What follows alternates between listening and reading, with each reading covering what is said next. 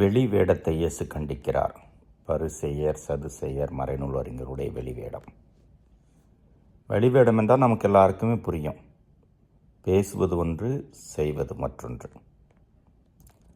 அதுவும் பக்தி முயற்சிகளிலே பக்தியாக இருப்பது செயலிலே காட்டுவது, வெளி அடையாளங்களிலே, ஆனால் உள்ளே பக்தி இல்லாமல் இருப்பது.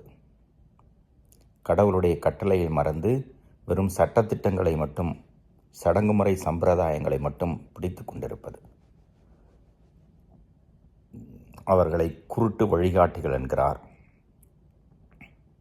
இன்றைக்கும் இதுபோல தலைவர்கள் திருச்சபையிலும் உலகிலும் உண்டு. இனம் கண்டறிந்து உதறி தள்ளிவிட்டு இயேசுவை பின்பற்றுவதுதான் சிறந்த வழி.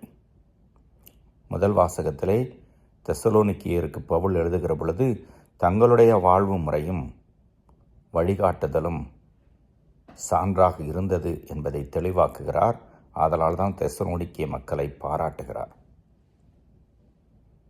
நாம் எப்படி என்பதை ஆய்வு செய்து பார்த்துக்கொள்வோம்.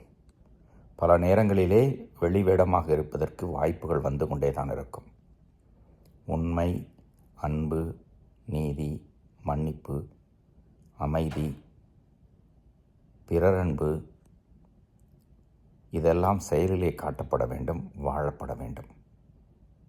இதுதான் இயேசுவின் வழி நடத்துதல்.